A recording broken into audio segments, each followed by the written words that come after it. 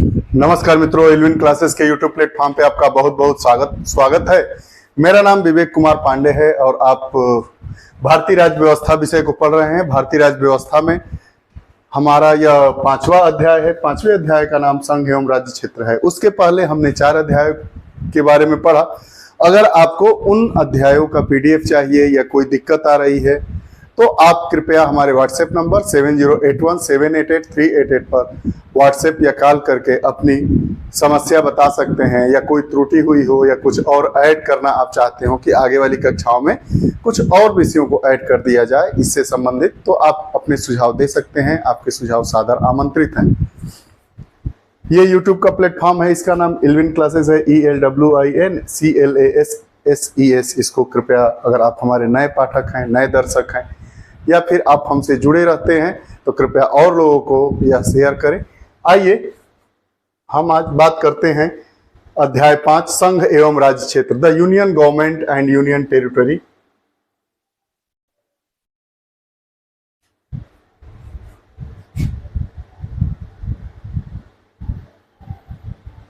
हमारा राज्य व्यवस्था में यह 5वां अध्याय है, संघ एवं राज्य क्षेत्र। संघ मतलब the union government and union territory.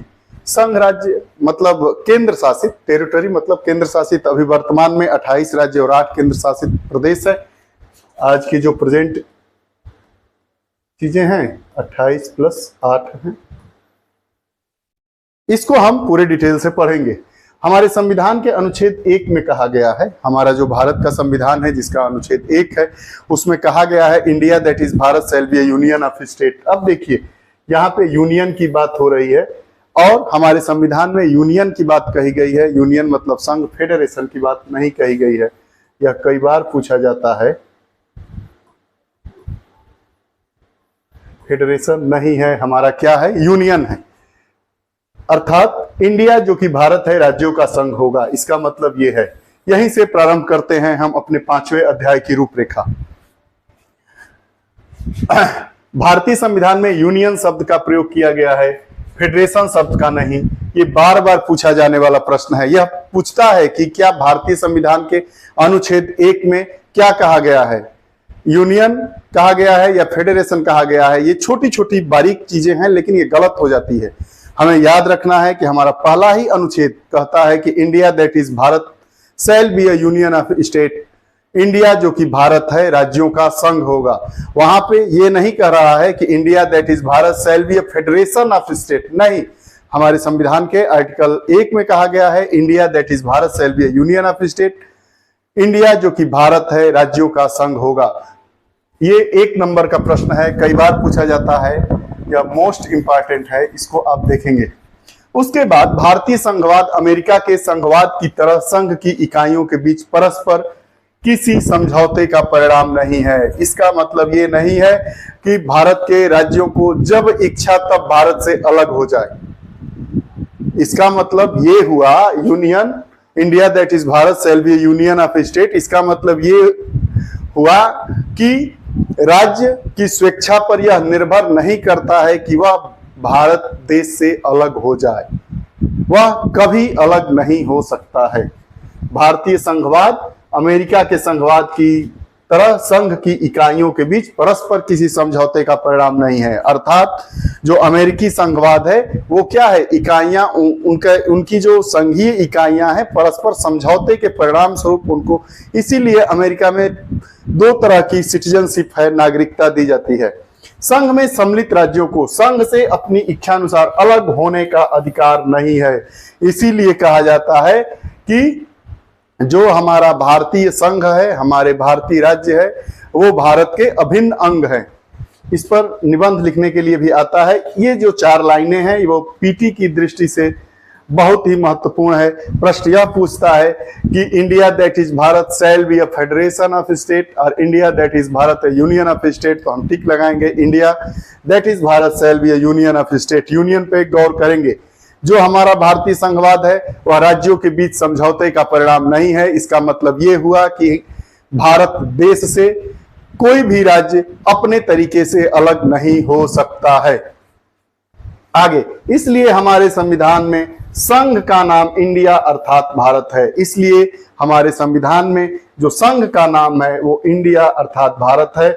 और प्रशासनिक सुविधा हेतु पूरे देश को एवं इसके अंतर्गत निवास करने वाला प्रत्येक व्यक्ति एक ही स्रोत से उत्पन्न सर्वोच्च शक्ति के अधीन है।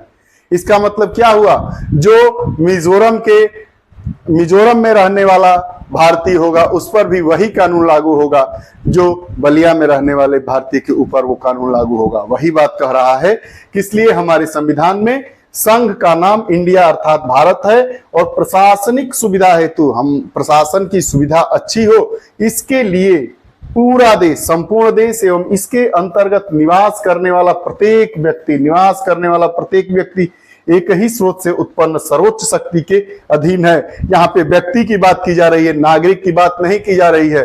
अगर कोई विदेशी भी आ जाता है और भारतीय भी है तो दोनों एक ही शक्ति के नीचे आएंगे, एक ही शक्ति से शासित होंगे। हमारे अनुच्छेद 1 में कहा गया है इंडिया यानी भारत बजाय राज्यों के समूह के राज्यों का संघ होगा। राज्यों का समूह नहीं है भारत, राज्यों का समूह नहीं है, राज्यों का संघ है, झुंड नहीं है। क्या है, यूनियन है। अब देखिए यह दो बातों को स्पष्ट करता है, एक देश का नाम, दूसरी राज पद्धति का प्रकार। यह जो हमारा यूनियन है वह दो बातों को परिलक्षित करता है, दृष्टिगोचर करता है, दिखाता है। पहला क्या है, एक देश का नाम, उसके बाद दूसरी राज पद्धति का प्रकार। ये रही बात कुछ। अब आइए आगे देखते हैं।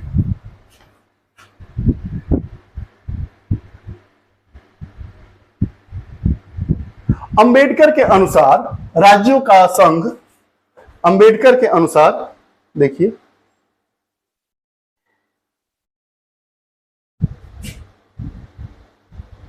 अंबेडकर के अनुसार राज्यों यहाँ पे ऐसे के अनुसार राज्यों का संघ को संघीय राज्य के स्थान पर महत्व देने के दो कारण हैं। क्या कारण है, पहला कि भारतीय संघ राज्यों के बीच कोई समझौते का परिणाम नहीं है जैसे अमेरिकी संघ है। अंबेडकर साहब कह रहे हैं, ड्राफ्टिंग कमेटी के चेयरमैन थे, इन्होंने कहा कि राज्यों का संघ को संघीय राज्य के स्थान पर राज्यों के संघ को महत्व देने के दो कारण है। पहला कारण कि जो हमारा भारतीय संघ है वह राज्यों के बीच में किसी प्रकार के समझौते का परिणाम नहीं है जैसा कि अमेरिकी संघवाद में है। दूसरा, राज्यों के संघ से विभक्त होने का अधिकार नहीं है। विभक्त होने का मतलब अलग होने का कोई भी अधिकार नहीं है। आगे भारतीय क्षेत्र में राज्यों के क्षेत्र और संघ क्षेत्र और ऐसे क्षेत्र जिन्हें किसी भी समय भारत सरकार द्वारा अधिग्रहित किया जा सकता है। भारतीय क्षेत्र के अंतर्गत जो हमारा भारतीय क्षेत्र के अंतर्गत आएगा उसमें स्टेट का जो एरिया है वो भी आएगा, यूनियन का जो क्षेत्र है वो भी आएगा और ऐसे क्षेत्र जिनका कभी भी भारत सरकार द्वारा अधिग्रहण किया जा सकता है वह भी भारतीय क्षेत्र के अंतर्गत आता है। भारतीय क्षेत्र के अंतर्गत 3 प्रकार के क्षेत्रों को शामिल किया जाता है, संघ के अंतर्गत आने वाले क्षेत्र, राज्यों के क्षेत्र और ऐसे क्षेत्र जिनको भारत सरकार के द्वारा अधिग्रहित किया जा सकता है। उसके बाद भाग 21 के अंतर्गत कुछ राज्यों के लिए विशेष उपबंध है।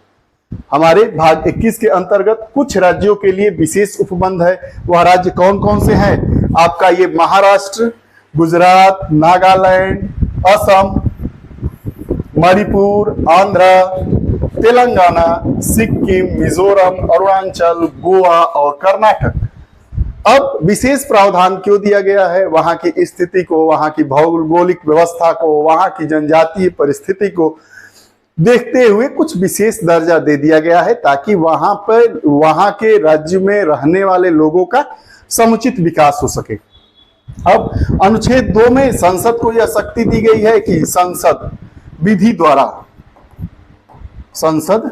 द्वारा ऐसे निबंधनों और शर्तों पर जो ठीक समझे संघ में नए राज्यों का प्रवेश या स्थापना कर सकता है।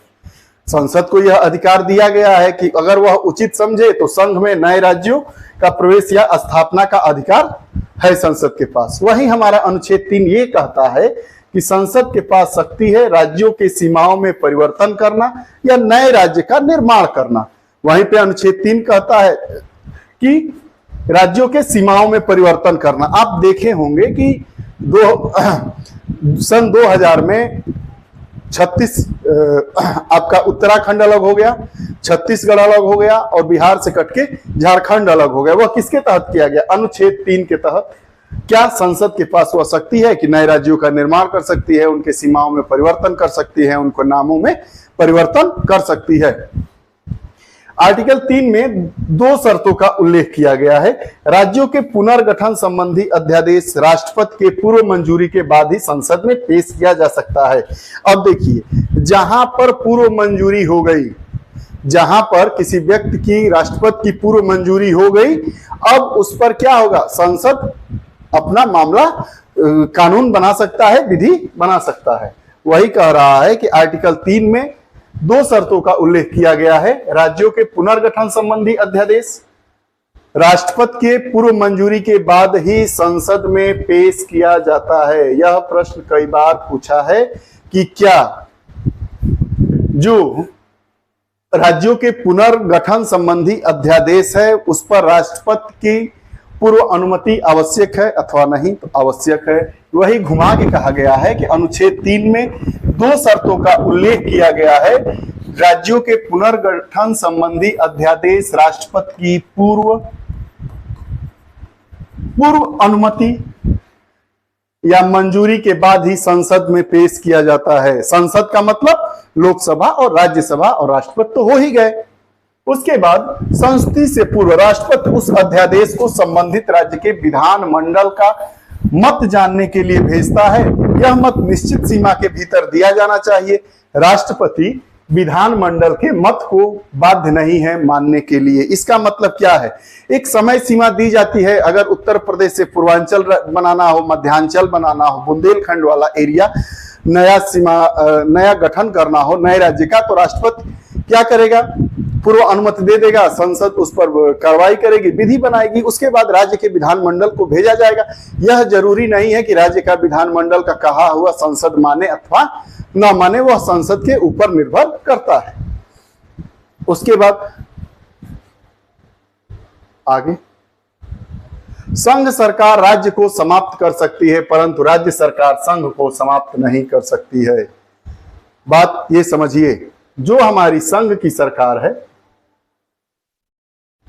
संघ सरकार राज्य सरकार को समाप्त कर सकती है। इसका मतलब क्या है कि अगर आपातकाल की स्थिति में क्या होता है, जो राज्य की सरकार होती है वो निलंबित कर दी जाती है और पूरा देखरेख संघ के हाथों में चला जाता है। वही बात कह रहा है कि संघ सरकार राज्य को समाप्त कर सकती है परंतु राज्य सरकार संघ को समाप्त नहीं कर सकती है।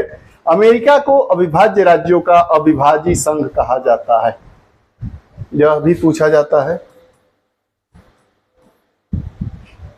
अब अनुच्छेद 4 में नए राज्यों का प्रवेश या गठन, नए राज्यों का निर्माण, सीमा क्षेत्रों और नामों में परिवर्तन को संविधान के अनुच्छेद 368 के अंतर्गत संशोधन नहीं माना जाता है। यह जितनी लाइनें हैं सब परीक्षा की दृष्टि से अति महत्वपूर्ण हैं। कह रहा है कि जो संविधान का अनुच्छेद 368 है, संशोधन, संवैधानिक संशोधन, संविधान में संशोधन, यह नहीं माना जाएगा। आर्टिकल 4 के तहत अगर राज्यों का प्रवेश होगा, नामों में बदलाव होगा या सीमाओं में बदलाव होगा, तो क्या संसद को यह भी अधिकार है कि वो किसी राज्य के क्षेत्र को समाप्त कर भारतीय क्षेत्र को किसी अन्य देश को दे दे? यह प्रश्न उच्चतम न्यायालय के सामने तब आया जब 1960 में राष्ट्रपति द्वारा एक संदर्भ के जरिए उससे इस बारे में पूछा गया कि केंद्र सरकार का निर्णय कि बेरुवारी संघ पर पाकिस्तान का नेतृत्व हो ने राजनीतिक विद्रोह और विवाद को जन्म दिया, जिस कारण राष्ट्रपति से संदर्भ लिया गया। उच्चतम न्यायालय ने कहा कि संसद की शक्तियों राज्यों को सीमा समाप्त करने और अनुच्छेद 3 के अंतर्गत भारतीय क्षेत्र को अन्य देश को देने की नहीं है। मतलब यह विवाद खड़ा हो गया कि क्या संसद के पास यह अधिकार है कि किसी भारतीय क्षेत्र को किसी दूसरे क्षेत्र को दे दे? तो ऐसा अधिकार नहीं है, देने का नहीं है। यह कार्य अनुच्छेद 368 में संशोधन कर किया जा सकता है। यह कब होगा? जब हमारे अनुच्छेद 368 संविधान संशोधन की शक्ति में ही संशोधन कर दिया जाए, तब यह संभव है। आपको बताया गया था कि हमारा संविधान क्या है, नम्य और अनम्य का मिश्रण है।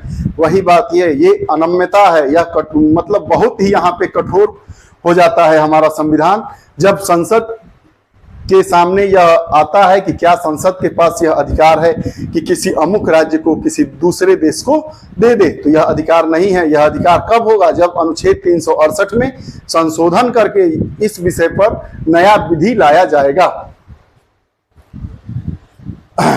इस तरह पहले संविधान संशोधन अधिनियम 1960 के प्रभावी होने पर उक्त क्षेत्र को पाकिस्तान को हस्तांतरित कर दिया गया था। जो बंगाल वाला जो पंजाब वाला रीजन था उसको पाकिस्तान को कैसे दिया गया? संविधान संशोधन करके दिया गया। आगे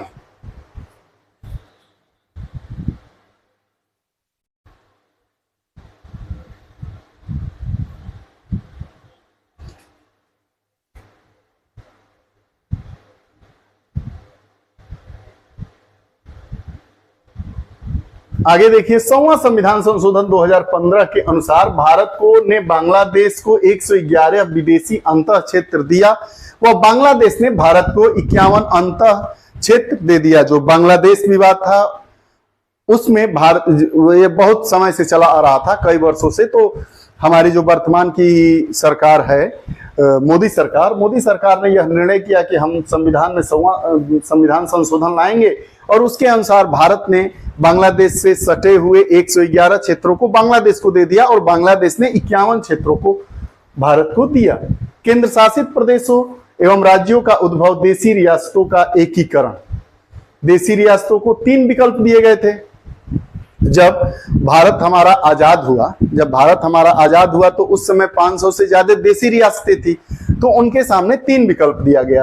एक तो भारत में शामिल हो जाइए, दूसरा पाकिस्तान में शामिल हो जाइए, स्वतंत्र रहिए। यहाँ शामिल गलत लिखा गया है, शामिल ऐसे लिखा जाता है। 549 रियासतें भारत में शामिल हुई, बची 3 रियासतें अन्य प्रक्रिया से सम्मिलित हुई। वो 3 रियासतों के बारे में पूछा जाता है, कौन कौन सी थी? हैदराबाद पुलिस कार्रवाई के द्वारा, जूनागढ़ जनमत संग्रह के द्वारा और कश्मीर विलय पत्र के द्वारा भारत में शामिल कर लिया गया। पंडित जवाहरलाल नेहरू के नेतृत्व, उनके प्रधानमंत्रित्व काल में यह सारी चीजें हो रही हैं। 1950 में भारतीय संघ के राज्य के भाग क गवर्नर का शासन था और भाग ख में शाही शासन था। उसके बाद आगे देखिए, भाग ग जो था उसमें मुख्य आयुक्त और कुछ में शाही शासन। भाग घ अंडमान निकोबार द्वीप समूह था। धर आयोग और जेवीपी समिति आई। धर आयोग और जेवीपी समिति आई। इसकी बातें क्या थी, इसको जरा ध्यान से देखते हैं। जून 1948 में भारत सरकार ने एसके धर की अध्यक्षता में भाषाई प्रांत आयोग की नियुक्ति की। भाषाई आधार पर भाषाई प्रांत आयोग की नियुक्ति किसकी अध्यक्षता में हुई? धर आयोग की अध्यक्षता में। आयोग ने अपनी रिपोर्ट दिसंबर 1948 में प्रस्तुत की। इसके अनुसार राज्यों का पुनर्गठन भाषाई कारक के बजाय प्रशासनिक सुविधा के आधार पर किया जाना चाहिए। जो धर आयोग की रिपोर्ट आई थी, धर आयोग की एसके धर साहब की अध्यक्षता में एक कमेटी का गठन हुआ जून 1948 में। उन्होंने दिसंबर 1948 में अपनी रिपोर्ट पेश की और जिसमें उन्होंने कहा कि जो राज्यों का पुनर्गठन हो भाषाई आधार पर न हो, प्रशासनिक सुविधा के आधार पर राज्यों का गठन होना चाहिए। उसके बाद जेवीपी समिति में नेहरू, पटेल और पट्टाभी सीतामरैया शामिल थे। जेवीपी जवाहरलाल नेहरू, उसके बाद पटेल और उसके बाद पट्टाभी सीतामरैया शामिल थे। इन्होंने अपनी रिपोर्ट 1949 अप्रैल में पेश किया। इस बात को औपचारिक रूप से अस्वीकार किया गया कि राज्यों का पुनर्गठन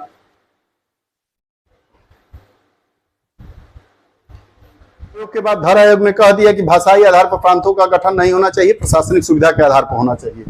उसके बाद जेवीपी समिति का गठन हुआ। इन्होंने अपनी रिपोर्ट दी 1949 के अप्रैल के महीने में और इस बात को औपचारिक रूप से अस्वीकार कर दिया गया कि राज्यों का गठन पुनर्गठन भाषा के आधार पर होना चाहिए। इसको भी इन्होंने भी अस्वीकार कर दिया। उसके बाद 56 दिन की भूख हड़ताल के बाद कांग्रेसी नेता श्री रामुलु का निधन हो गया।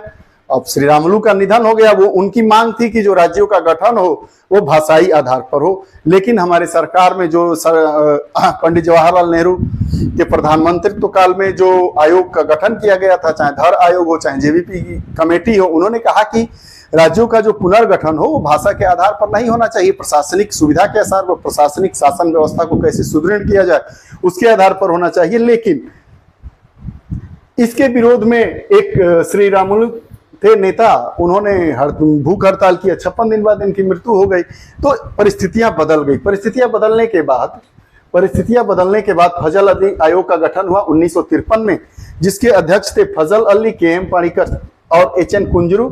3 सदस्यीय आयोग था, 2 लोग ये सदस्य थे और ये अध्यक्ष थे। इस आयोग ने रिपोर्ट दी कि 1955 में पेश की और इस बात को व्यापक रूप से स्वीकार किया गया कि राज्य का पुनर्गठन भाषा को मुख्य आधार बनाया जाए, लेकिन इसने एक राज्य एक भाषा को अस्वीकार कर दिया। बात देखिए अब क्या हुआ भाई, बीच का रास्ता निकालना था। एक नेता जिन्होंने 56 दिनों की भूख हड़ताल की, उसके बाद मर गए। उनका यह मानना था कि जो हमारे राज्य का पुनर्गठन हो भाषा के आधार पर हो। पुनर्गठन क्यों? क्योंकि जो देशी रियासतें थी उनका एकीकरण किया जाना था, तो कई रियासतों को मिलाकर एक राज्य का पुनर्गठन होना था। तो उसके बाद आयोग आया, फजल अली आयोग, फजल अली की अध्यक्षता में। उसमें 2 और सदस्य थे, के.एम. पाणिकर थे, एच.एन. कुंजरू थे। तो इन्होंने यह निष्कर्ष निकाला कि जो राज्यों का पुनर्गठन हो उसमें जो भाषा हो उसको केंद्र में रखा जाए, भाषा को केंद्र में रखा जाए।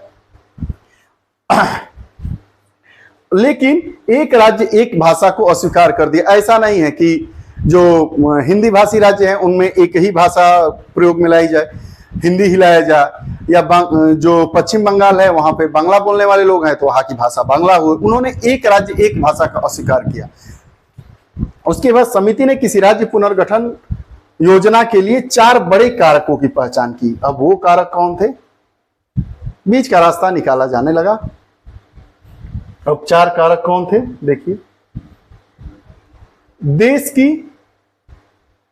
देश की एकता, सुरक्षा की अनुरक्षण एवं संरक्षण, भाषाई एवं संस्कृति एकरूपता, वित्तीय, आर्थिक एवं प्रशासनिक तर्क, प्रत्येक राज्य एवं पूरे देश में लोगों के कल्याण योजना, उनका समर्थन।